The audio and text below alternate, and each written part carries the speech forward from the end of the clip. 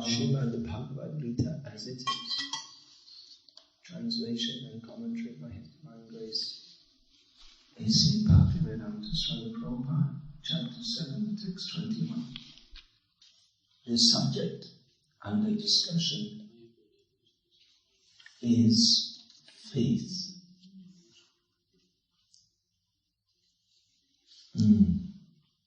This is discussed in various places in Bhagavad Gita. Shraddhamayo yang purusha yoyat shraddha sa eva saha.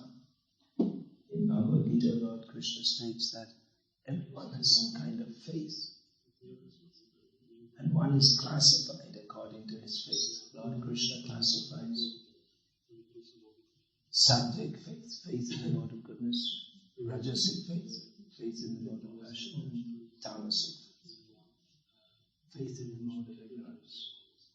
So even the atheist, he doesn't have faith in God, but he has faith in no God. Now faith, it suggests not simply a belief, but a whole worldview, a whole outlook. When Lord Krishna speaks of faith, he's suggesting a whole outlook, the sattvic outlook, the rajasic outlook, the tamasic outlook.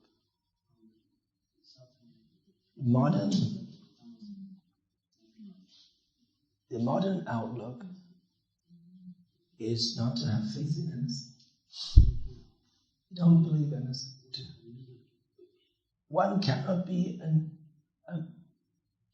modern academic in the true sense of the term and be, or in the generally accepted sense, and be a religious person in the traditional sense of the term, because religion is based on faith.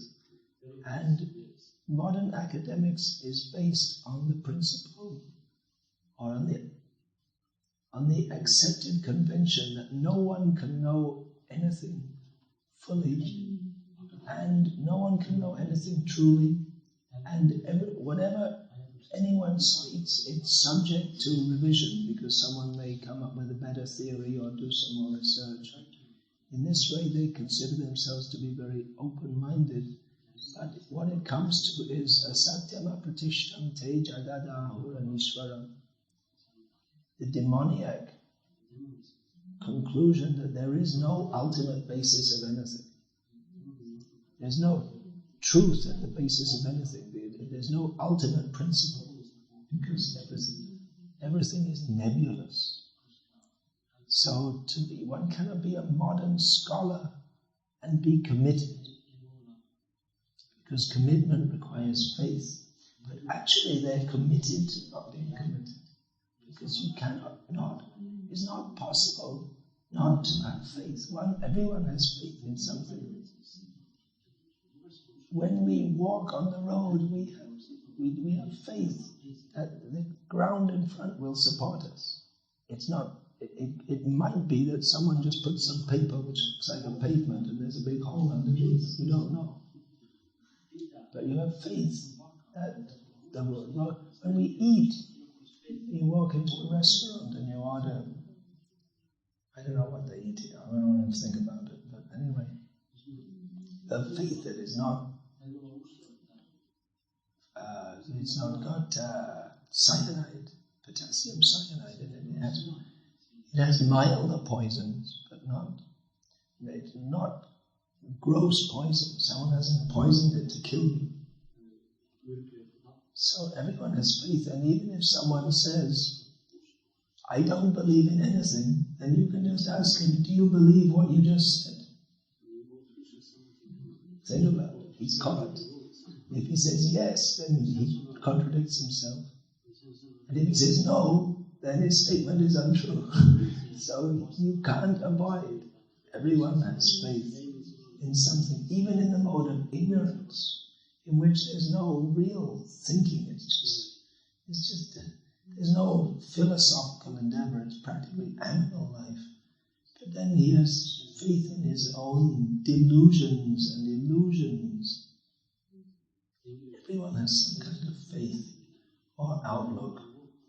And here Lord Krishna is speaking about achala shraddha, unmoving faith, achala, it doesn't move, very strong faith. Now, why this modern, mundane, academic, nebulous approach? They don't want to place faith in, definitely they don't want to place faith in any absolute principle. Why has that come about? Well, one reason is because they've seen that faith is a very motivating factor. This here in the modern management lingo, they talk about motivating people. So, religion is a great motivator. God Jesus spoke about faith that can move mountains. And we see that due to faith in Jesus, so many people are not actually faith in Jesus, but a misplaced faith in Jesus. People have marched toward the Crusades, marching toward to liberate the Holy Land from the infidels. As far as the infidels, the Muslims are concerned, the Christians are the Kafirs. So that's their word for heretic. So they're both fighting, and there's a great faith. You have to fight for the faith, for the true faith. They're both fighting for what they consider to be the true faith, and they consider the other side to be the wrong side. So this faith is, if it's misplaced, it can spoil your life. It will spoil your life. In more recent times, we have the spectacular example of people flying airplanes into skyscraper buildings with the intention of destroying them, with the faith that they are committing a very pious activity and that they will be benefited by doing so, because they, for doing this pious act of killing the infidels, they will go to heaven and enjoy themselves. They have faith. They have firm faith in that. Otherwise, how could they do it? Of course, such an activity is classified as an activity in the mode of ignorance. So we can't expect any auspicious result from that. But they have faith that what they're doing is good, it's ordained by Allah, and we will get rewarded for doing so.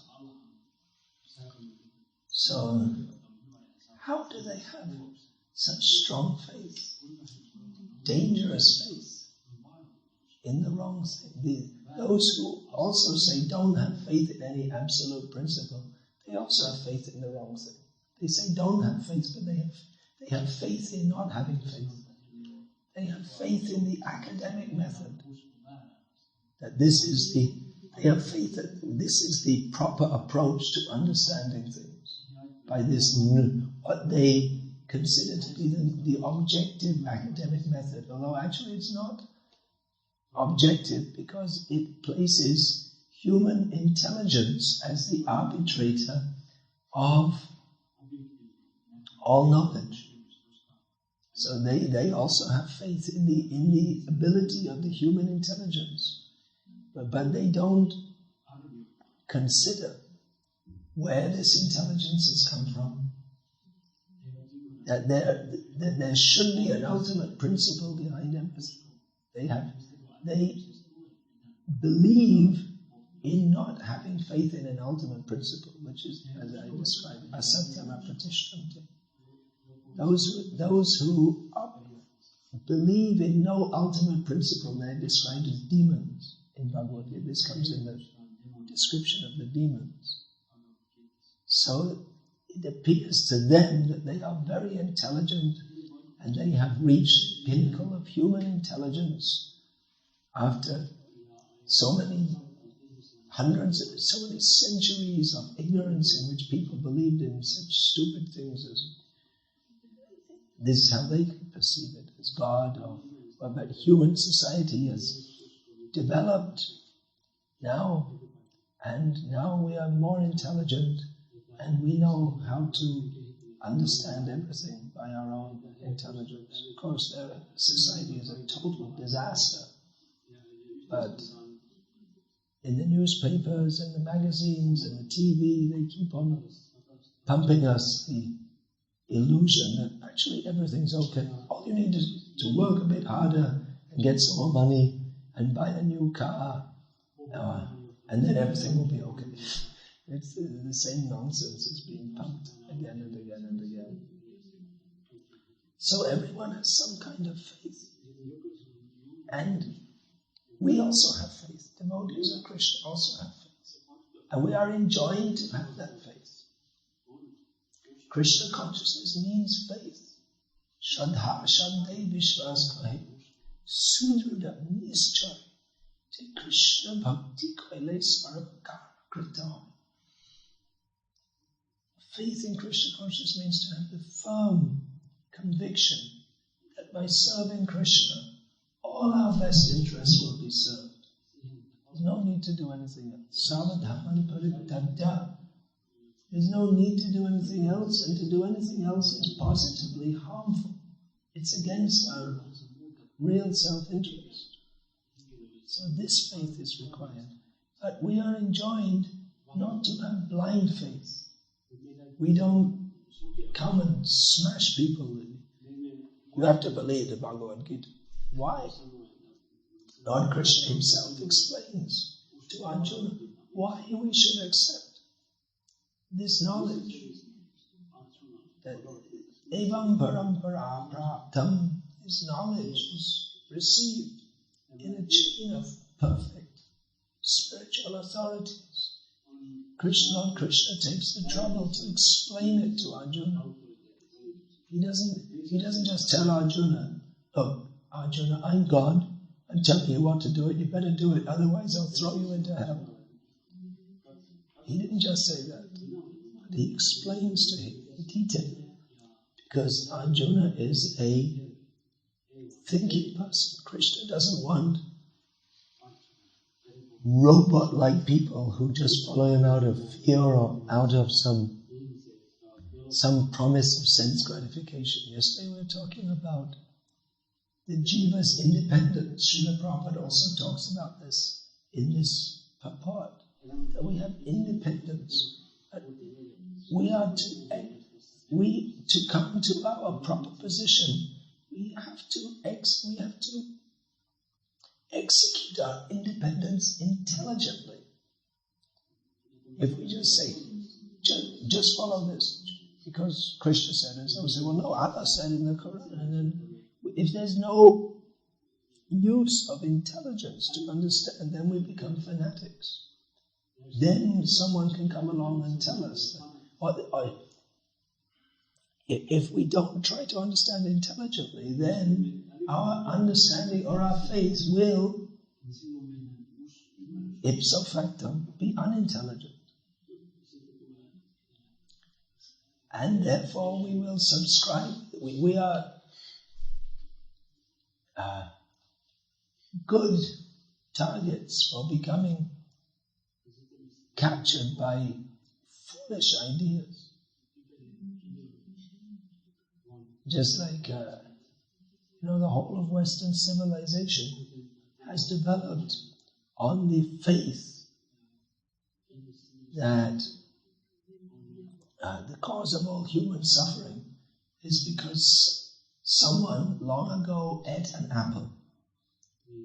This is bizarre, but people have faith in it, and therefore the enlightenment was when they realized that, well, probably wasn't, because someone had an apple, and then but they don't. They were enlightened enough not to believe in the apple. An apple eating is the cause of all suffering. But then they, not having any real philosophy or theology, they just threw out all philosophy, religious philosophy. They threw out religion. They threw out the method of having faith in the transcendental because they never knew what it was. They've never had transcendental religion. All they've had is believe in God and you'll enjoy, and if you don't, you'll go to hell forever. It's the way one may speak to a child, but even if you train a child like that, you can't expect he'll grow out to be a very good person. If you don't explain to children why you should do what you should do, you just say, do this and I'll give you a sweet, and if you don't do it, I'll slap you.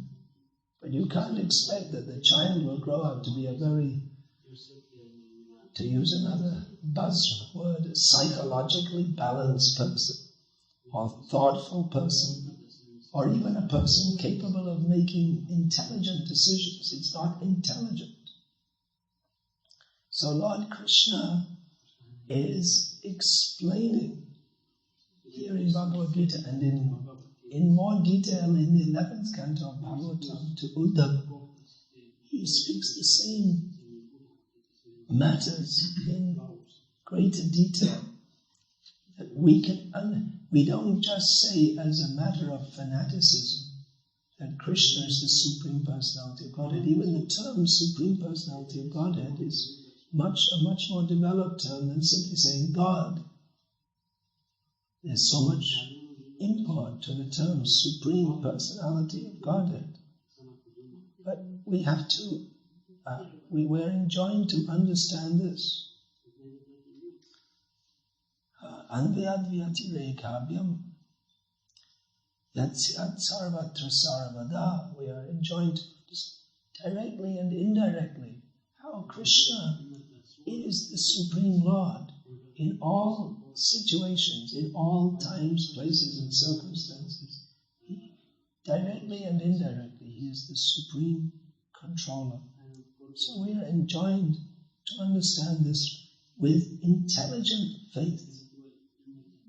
There is also unintelligent faith, by which we believe something which is actually not true, but we are convinced that it is true. Here it is mentioned, Lord Krishna speaking about worshippers of demigods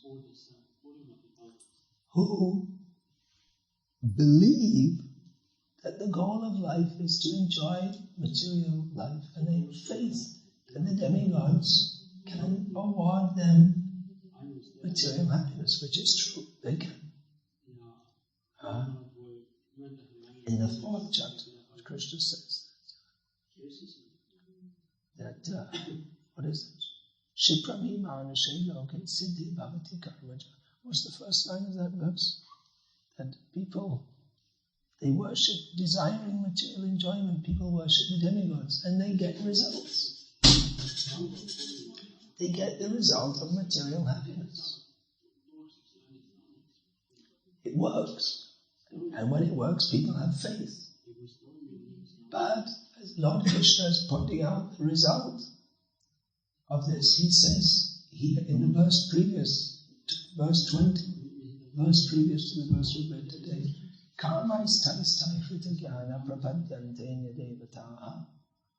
that impelled by material desires to spoil the intelligence, people worship demigods. Why is that spoiled intelligence?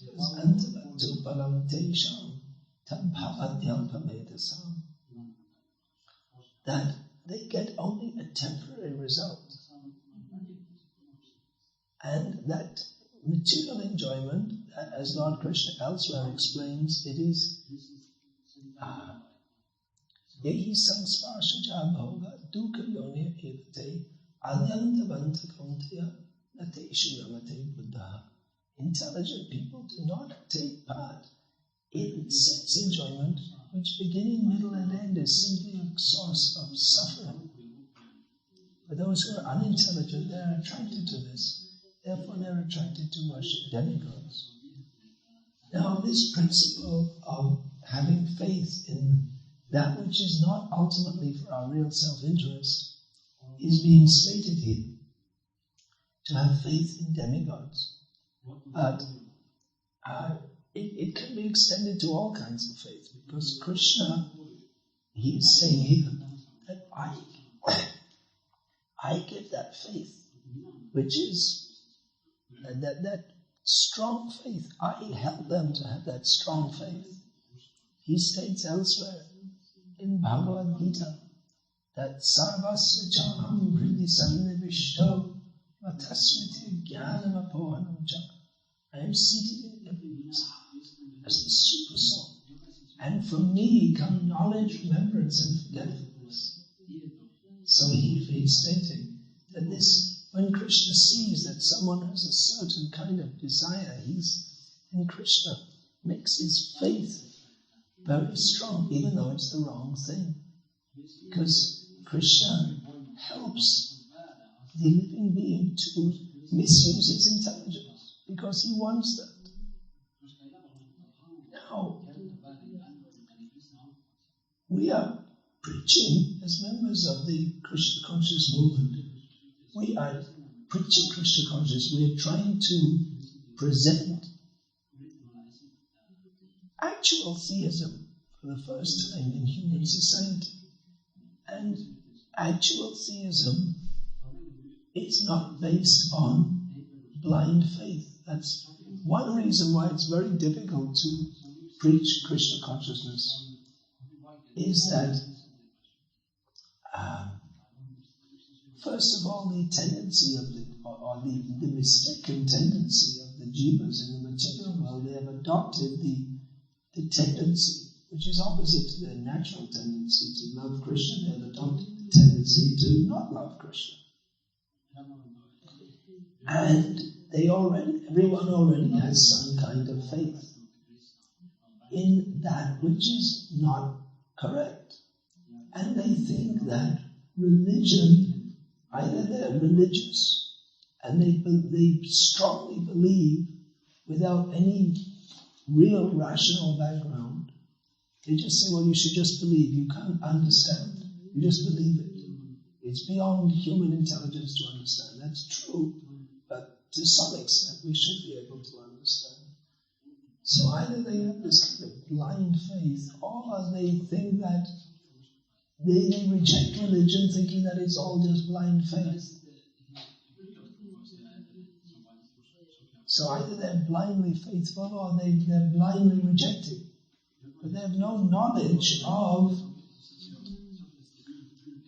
actual theism, which appeals to the intellect also. Not exactly to the intellect as it's developed in the faithless way. It requires a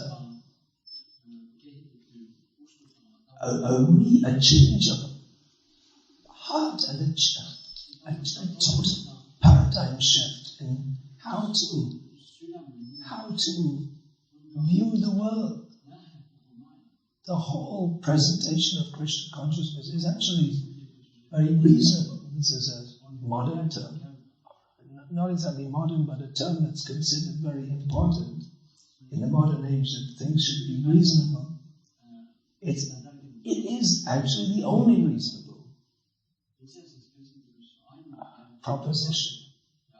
The proposition to enjoy this material world in any way, or the proposition to not be Krishna conscious, is unreasonable. It is apaswarta parayana. It means to be attached to that which is against our real self-interest.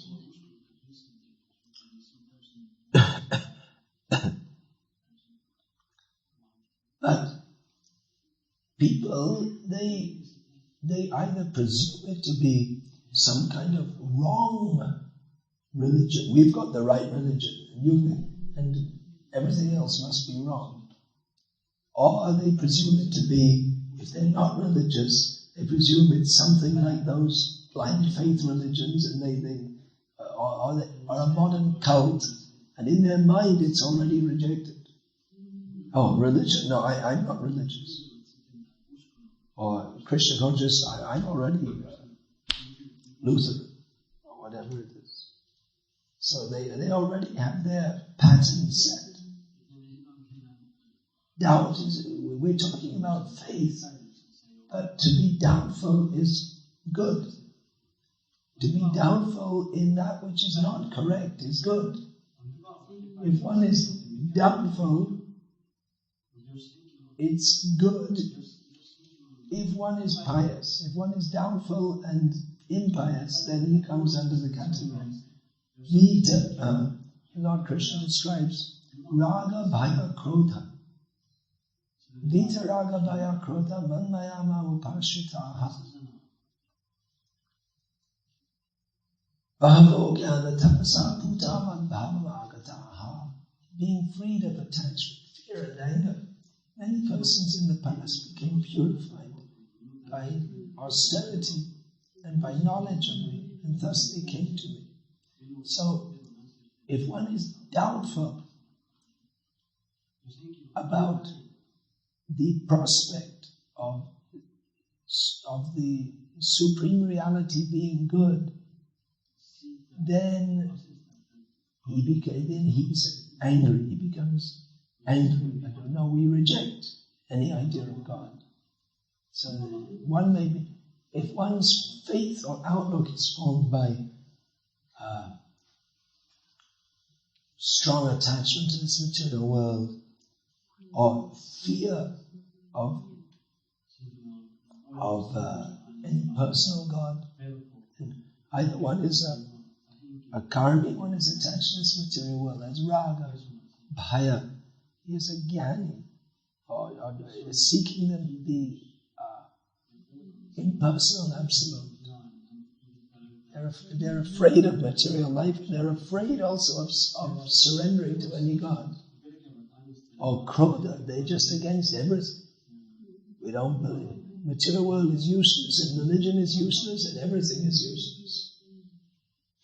So if one is freed from all these outlooks, if one is a pious person and doubtful, if one is simply doubtful, no, I don't believe in all these different things,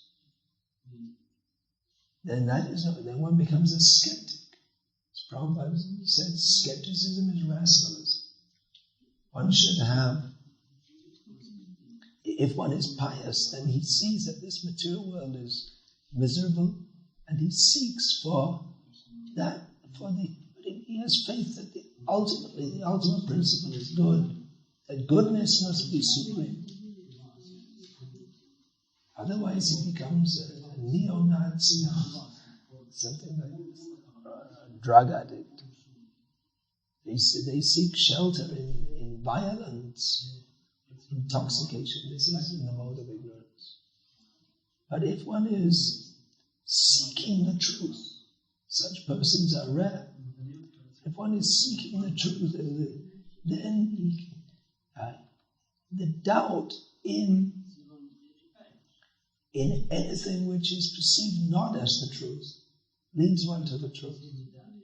That is called sincerity. Sincerity means that one is aspiring to find the ultimate truth and is not satisfied with anything else. Then he won't take blind faith. He says, believe in Jesus, follow the Bible, or you go to hell. You say, well, that's what Muslims told me also, just they changed the words a little bit. Follow the Quran, otherwise you go to hell. And then you follow the Quran, but there's Shias and Sunnis, and in Christianity there's Protestants, Catholics, Orthodox, and they're also broken up into so many different groups. And even if I go to any of these groups, I'll see that they say believe in God, but they spend it's just lip service. At best, once a week on Sunday. Even there have been very serious practitioners of Christianity going to the desert and doing austerities and this and that. But what is their understanding? What are they doing it for? If you don't understand who is God, then your sacrifice or your endeavor to seek, well, first you should know where you're going. Then you may be very sincerely dedicating your life, but what for? There should be some clear direction, where we're going, what we're doing. So the philosophy should be perfect, the process should be perfect. That is there in Krishna consciousness. Therefore we should accept. We shouldn't accept. We shouldn't encourage people to come to Krishna consciousness simply on sentiment. Some sentiment must be there. Sentiment means feeling. There must be feeling for Krishna. Unless there's some feeling, then it just becomes academic. That is not Krishna consciousness. Feeling must be there. But the basis must be there. Siddhanta balya chittena karaha lash ihamamite Krishna age suduramash. That one should not be lazy in understanding the actual fact. Siddhanta. Because by understanding means not by one's own mentally speculative processes, but through Guru, Sadhu and Shastra. Then one's mind becomes firmly attached to Krishna.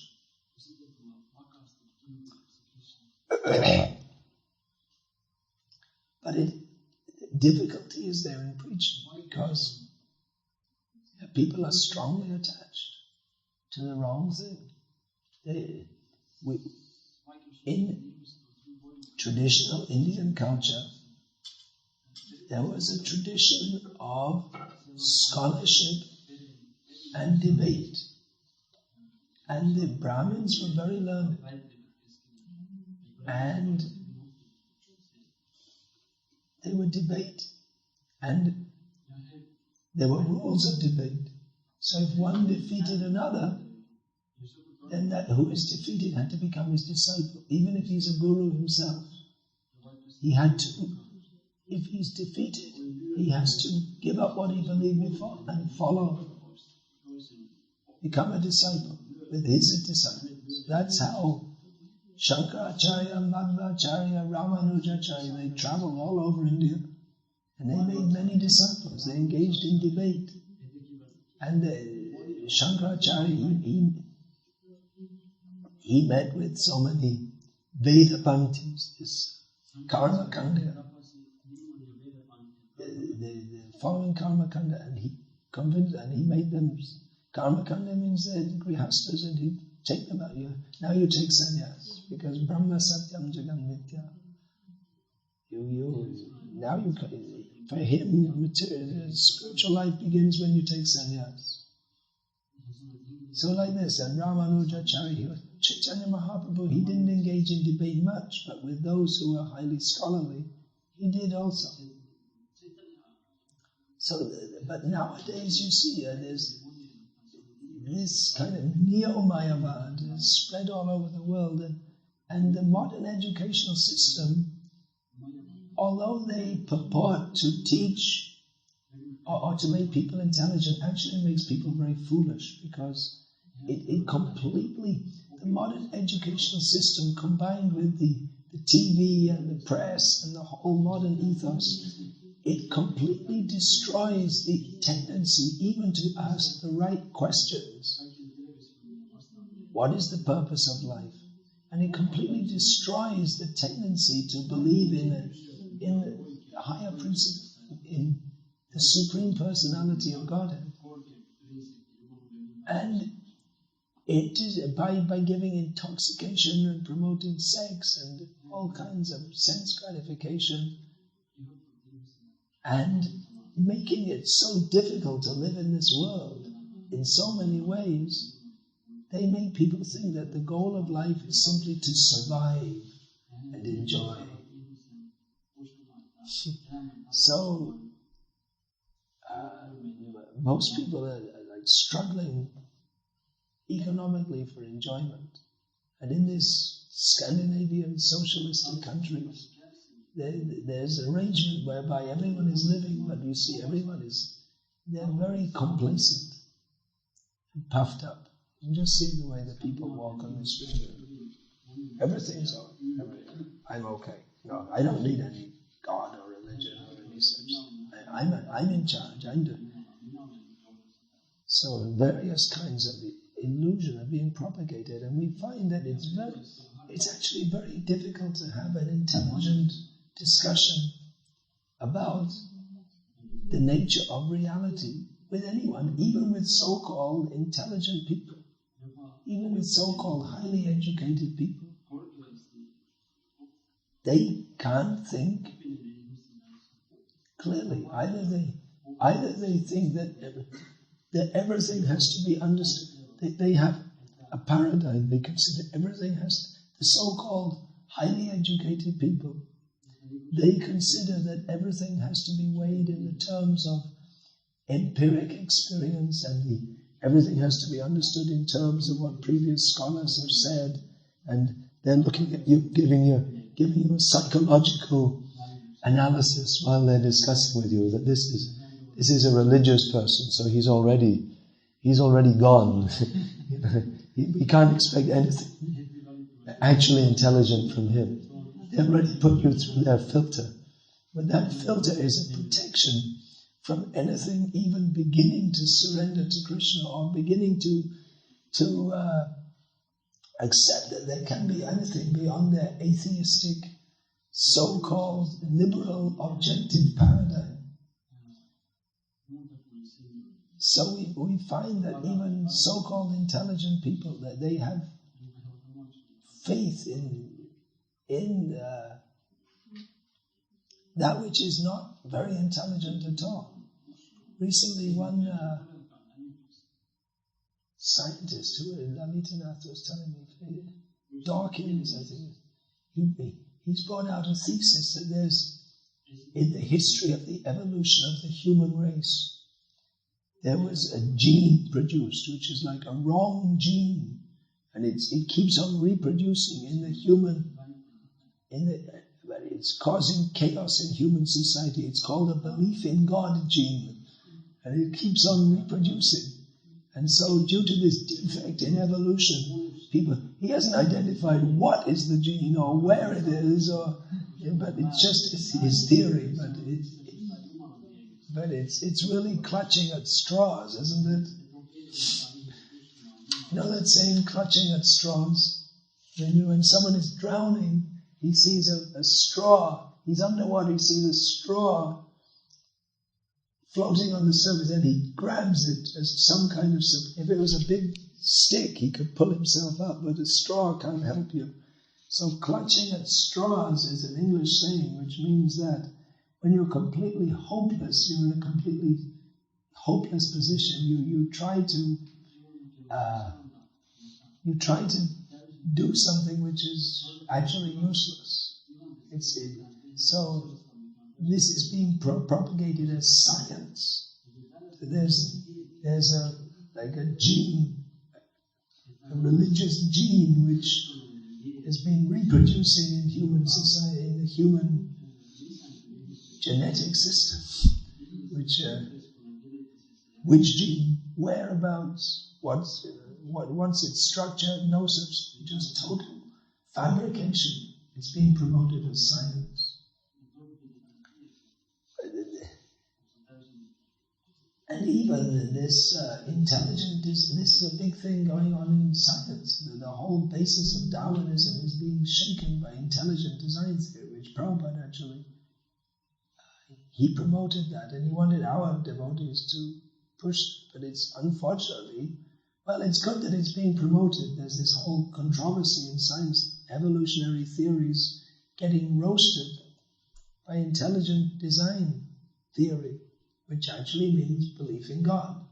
But the unfortunate thing is it's being promoted by Christians who, when intelligent design theory becomes accepted, if someone is to accept it, then you come to Christian theology, which is the whole reason that Christianity was rejected in the first place, because the theology is it's so weak, it's so childish. Well, of course, it wasn't just the theology, but the rejection their rejection of Copernicus and Galileo said, well, actually he was right. So it was seen, or it was thought to have been seen, that actually what the church authorities say, supposed to be based on the Bible, is the church's teachings on astronomy are wrong. It can be empirically observed. So,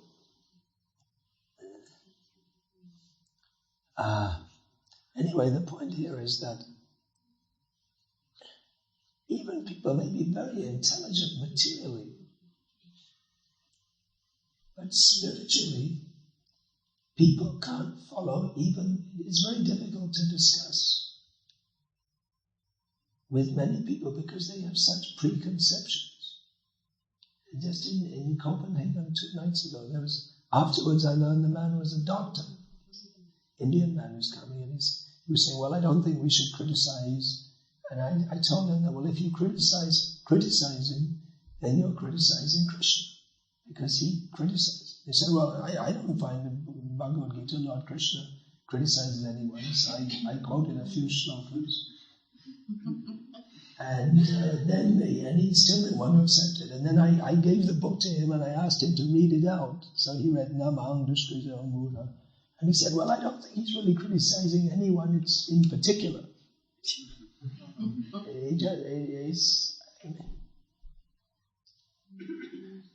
He just couldn't accept, because he had this preconception that even though he's a very intelligent man, philosophically he was foolish.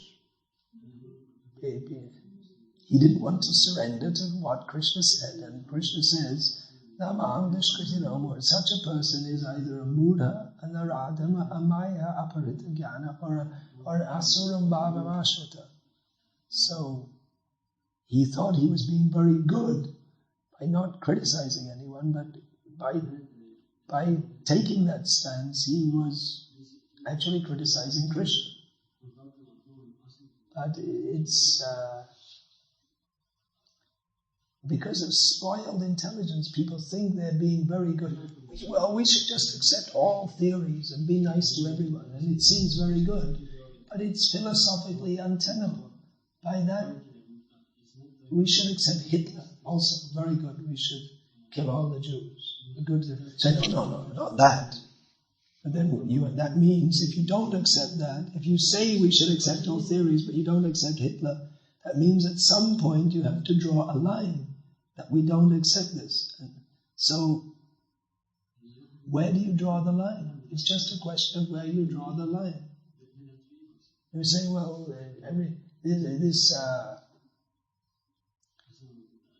Mahatma Gandhi, he was being fair. Let's be fair. That after India was cut up into India and Pakistan, then all the money and all the weapons were all in India. And the Indians said, great. And Mahatma Gandhi said, no, we should give them money and give them their fair share of the weapons. So they gave it to them because they respected Mahatma Gandhi. And they got it, they organized themselves and attacked India. So his so-called being fair resulted in the killing of so many people.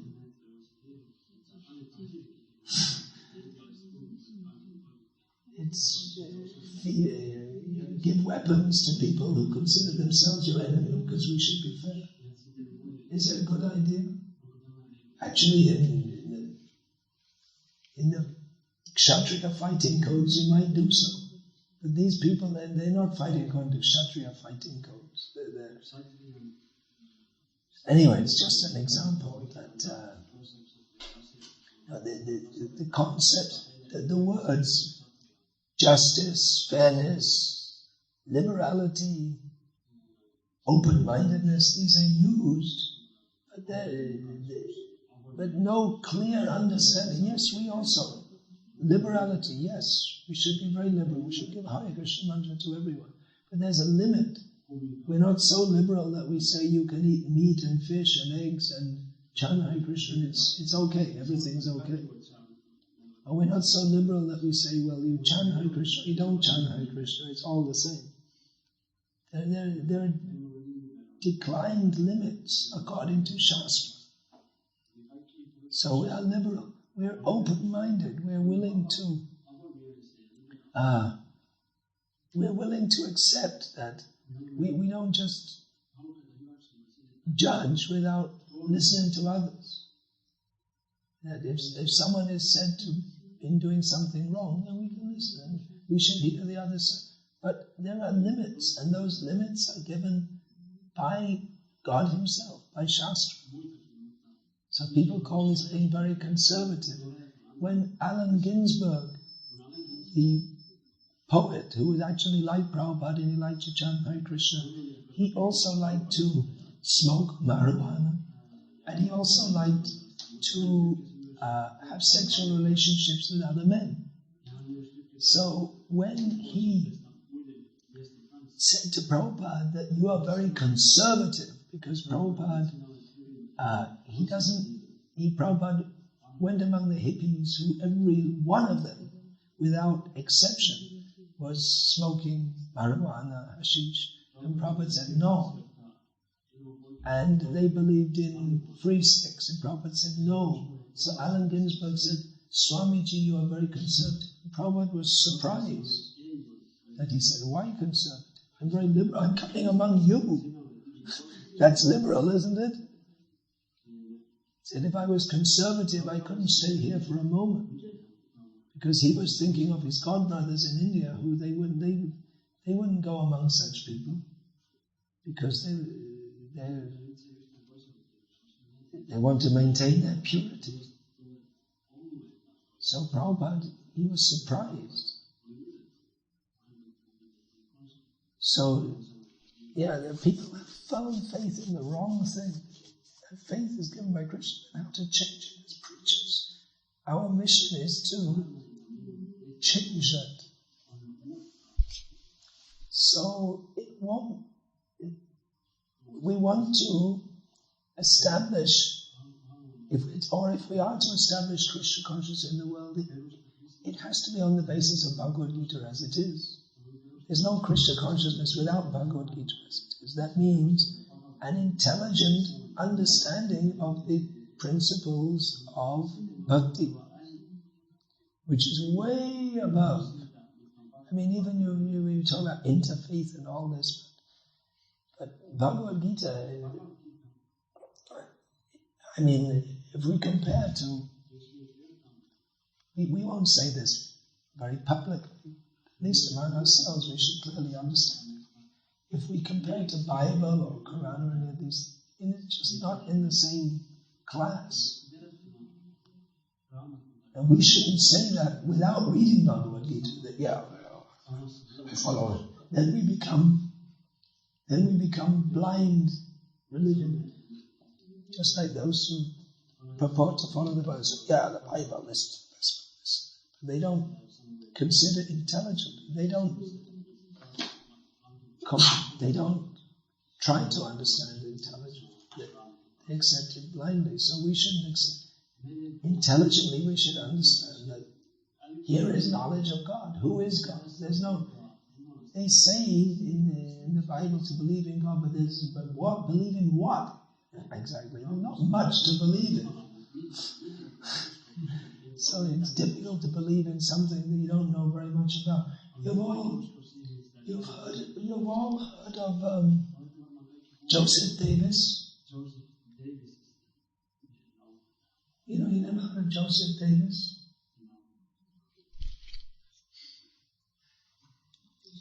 Well, if I asked you to believe in Joseph Davis, what do you think about him? What's your opinion about him? It'd be pretty difficult, because you don't know anything about him. So if I tell you, well, believe in God, what is it? Well, he's supreme. How is he supreme? What does that mean to be supreme? Well, he's just supreme. What does it mean? Well, you just believe, otherwise you go to hell and burn forever. Oh, okay. I mean, you don't know anything about him, just you hear some name, and how are you going to, what kind of belief is there? Want to speak of love? How many of you have great feelings of love for Joseph Davis? I just made up the name. And then there must be someone called Joseph Davis. But if you just make up the name and say, you should all love Joseph Davis. You don't know anything about him. Then how are you going to love him? Love based on qualities and interaction. But if you don't know anything about him except that he's some kind of angry old guy who's sitting up on a cloud somewhere throwing thunderbolts down and throwing people into hell, what kind of love is that anyway? How can you love such a person? So if you don't know about him, if there's no method for developing your relationship, then what's the question of love? What does it mean, love? We can discuss this more tomorrow. Don't have some Christian coming out, except air. So, how to bring people to this intelligent platform? Well, we shouldn't give up the intelligent platform because people are unintelligent. We should go on preaching intelligently to raise people to that platform. It is possible. I mean, you've all come. So, but alongside with that, faith, initial faith, will be generated by seeing the devotees, how they live. 30 years after Srila Prabhupada departed, or about 40 years after his preaching mission began, perceptions of the Hare Krishna movement generally all over the world has changed. In the beginning it was considered with a lot of suspicion, but it seems more and more all over the world that people in general, although they don't really know what spiritual means, but they perceive us as something spiritual. And they perceive us as being something sincere and different. Exactly why? Well, one reason is that we've been there for so many years doing the same thing. And the chanting, it's definitely the street chanting is definitely something otherworldly. It's not anything of this world. And the fact that we're vegetarians, and just the fact that we're so different means that we are committed to something not of this world. Of course, there is a kind of feeling among some devotees or some streams of devotees in our rooms that we should just try to be normal and then people would accept us. But then, normal in terms of modern society, but then what is there to accept if we're like them? Then what we have to offer is something different. So we're being the same as them, we cease to offer what we have to give. So the fact that we are different, that makes an impression on people. That there's something, people are committed here to something which they can understand. We're committed to a higher principle. We're not gross materialists. Of course, even if we dress as we do, but we give an impression of being grossly materialistic, then people won't accept that. Especially in these Protestant countries, if the sadhus live like kings, people, they won't like that. They will reject that. If they are seen to be living a very opulent and indulgent life, that their whole Protestantism came up as a protest against the indulgence and in luxury of the Catholic authorities. So that's deeply in the culture, isn't it?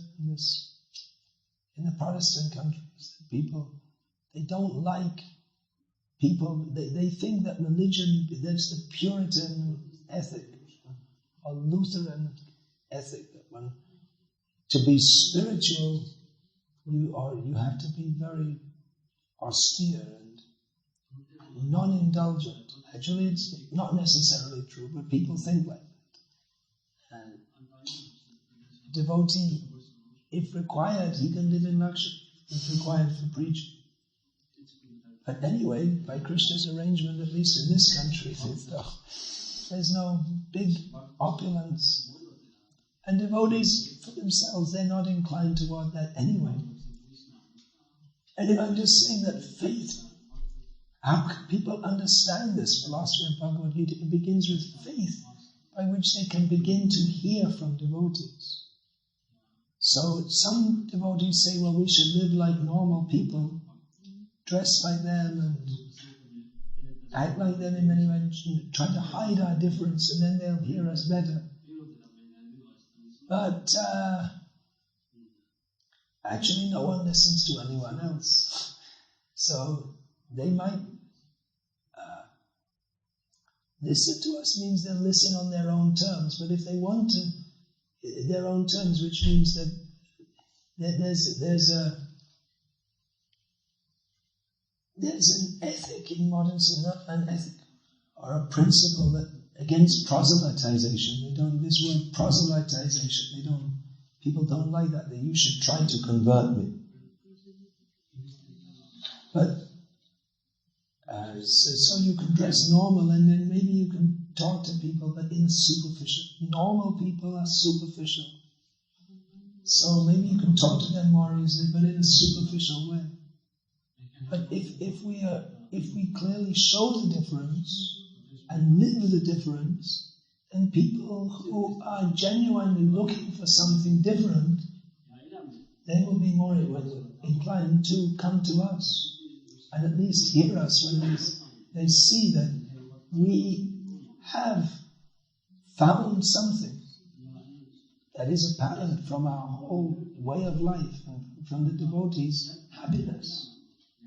I was very struck by that when I first came to the temple, that these people are so happy, even though they don't have anything materially which would make one happy. It's freezing cold, snowing, there's no heating. They have this big building donated by George Harrison. They don't have money to heat it, so it's freezing cold, but they're so happy. Why? They've got something which is not material. They've attained something substantial.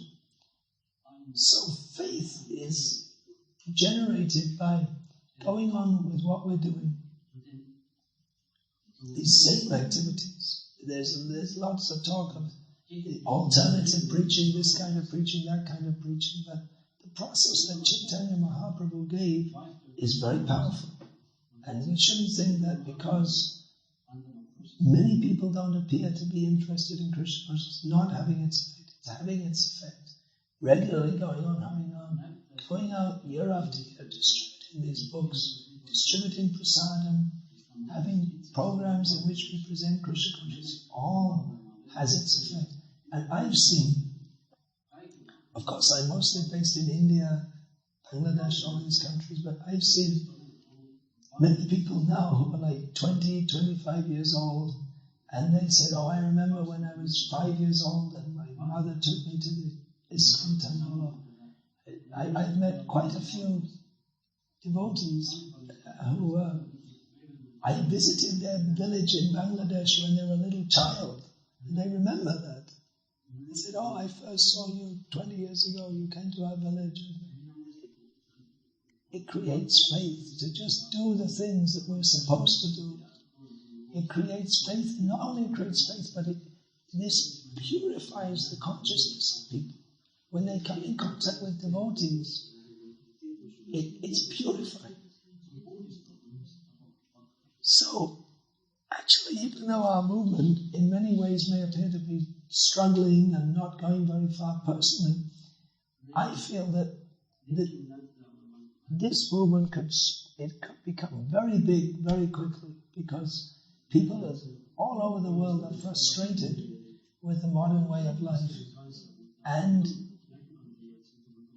many people, they're not seeking now, but if just the difficulties if it's just tweaked up a bit, people are feeling a little complaint. If it's just tweaked up a bit, then many people would be looking for something different. They know the whole society is cheating. They know this Bush and Blair, they're just liars and they're sending people to be slaughtered, and they know the whole advertising industry, the food they give you is all poisoning you, and they know the whole society is cheating them. You don't have to make a big case for that. A few years ago, in London, after the Rath Yatra in Trafalgar Square, is a famous place in London. I was at the questions and answers booth, so there's all these just people off the street, they want to shoot. It's like shoot the Swami, they're shooting their questions and trying to catch you out and show that they're more intelligent than you. So I went on with this for about an hour, and then I just kind of lost my temper. I said, all you people, you think you're very intelligent, but you know nothing about the actual purpose of life. I spoke for about 5 minutes. I said, you think you're intelligent, but your intelligence is based on the educational system, which has simply cheated you. The educational system is cheating you, the whole society is cheating you, the newspapers are cheating you, the TV is cheating you. I went on like that for about 5 minutes, and I stopped, and it was silent. And then one man said, he's right. And someone else said, say something more.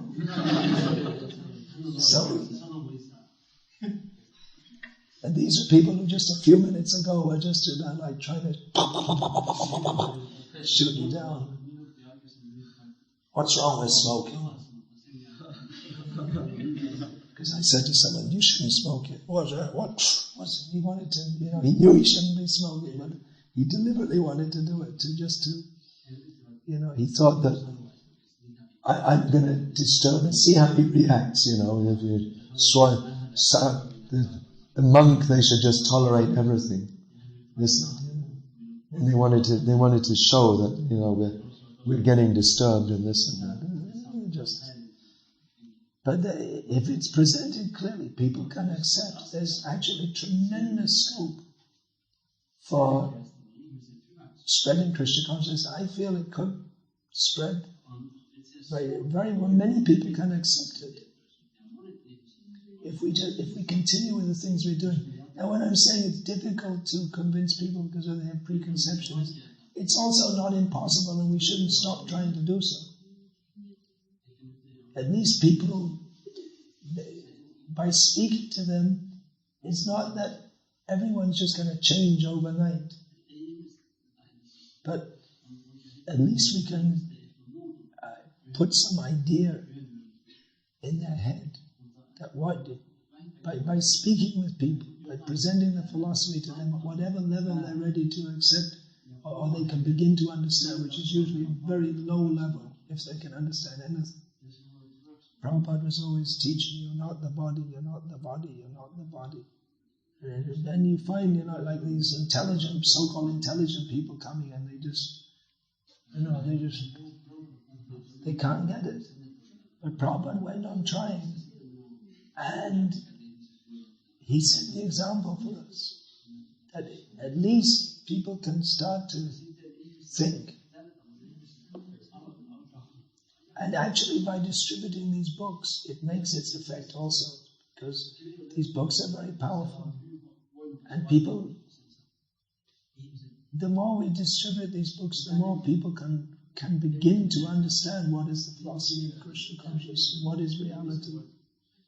I've seen that very clearly in India, that when I first went there, the preaching was so tough, because everyone you spoke to was a Mayavadi. As soon as you start to speak about personal God, it's changed now. Nowadays you can openly say that all this idea of all oneness and it's all bogus. You can say it. It's changed a lot, the whole outlook.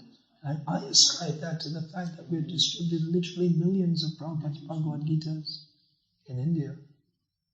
It's having its effect. So that faith which is unshakable, that is given by Krishna, because everyone has to believe in something. Everyone has to live their life according to some kind of matrix, intellectual matrix. It's not actually intellectual, but well, it's intellectual and it's not. It means it's formed in the intellect, although it's, for most people, they don't really think about what is my faith, what is my philosophy of life. But everyone has a philosophy of life, even if they don't themselves clearly define what it is or why it is. Everyone has some axioms that they accept in their life. They accept it as axioms, even if it's wrong. So Krishna gives that faith. But Krishna wants everyone to have faith in him. And he helps the devotee who preaches Krishna consciousness. The desire of the devotee to implant Krishna consciousness in others, Krishna as the super soul reciprocates with that. And if we sincerely try to give the message of Krishna consciousness, then people will accept it. There will be benefit. At the very least, there will be benefit. If they don't accept it now, they might accept it later. Maybe in another life, there will be benefit. So preaching means we have to try. Prabhupada, he preached to literally thousands of people. Not everyone accepted what he said. But he went on trying. And even in the beginning of Prabhupada's preaching mission, he was preaching in his householder life also, but especially we can say after he left home. He didn't leave home just to become a reclusive sadhu, but he left home to preach Krishna consciousness. So he was trying so hard in India. He was the same Bhaktivedanta Swami. Even before he took sannyas, he was the same person. He went on trying. There were so many setbacks and reversals, and it didn't seem he was making any progress. But he kept on trying. And eventually, the whole Krishna consciousness movement expanded.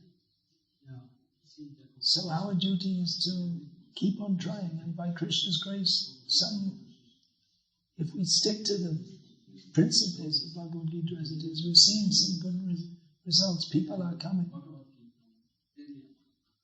So people have faith in the wrong thing, but even though it's intellectually untenable, but that faith can change if they're presented with something better. They may not understand it intellectually. Krishna consciousness is not accepted only by the intellect. That's why Chaitanya Mahaprabhu, he debated with big scholars, but mostly he chanted Hare Krishna, distributed Krishna. And then, or along with that, he would give teaching, the Bhaja Krishna, Bolo Krishna, Karo Krishna, Shikha. He would ask people to chant the holy names and understand the teachings of Krishna consciousness. That doesn't have to be in a very elaborate intellectual manner for everyone, but everyone who comes to Krishna consciousness, they should understand this philosophy of Bhagavad Gita as it is, which is actually, it's far more elevated than anything spoken in the schools and colleges or even the churches.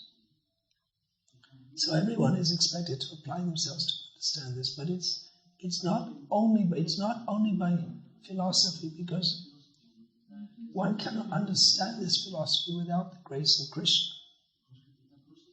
Whatever we believe, even if we firmly believe that there is no such person as Krishna, the ability to believe that comes from Krishna. And when we get his true mercy, then we can understand him as he is. Atapite deva padambuja tvayam prasada leshanu grihita evahi janati tapang bhagavan mahinda nachanya eko pichikam vichinva. When one gets a drop of mercy, the Supreme Personality of Godhead, then one can understand him. Otherwise, by one's own effort in seeking the absolute truth, one cannot understand him even in millions of years of trying. So, devotees distribute as merciful representatives. They distribute holy names, they distribute books of Srila Prabhupada, they distribute prasad. And in this way, people are purified. Even they have no idea what's going on. And an atmosphere is created in which people can begin to take to Krishna consciousness.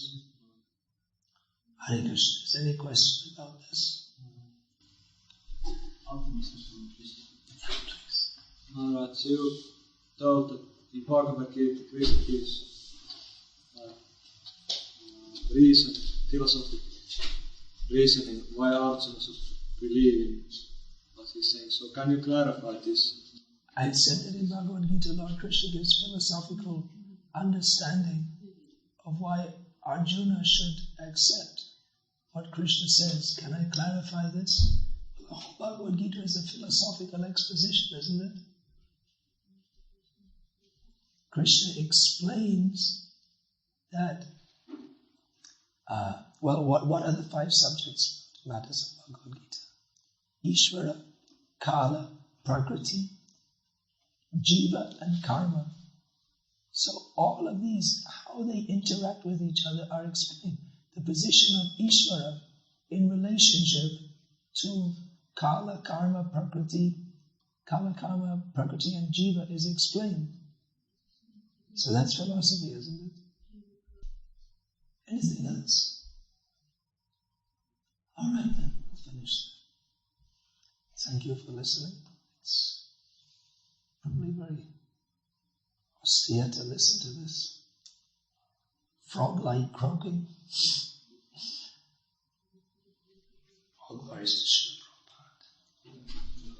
Srimad Bhagavad Gita as it is. Ki Jai.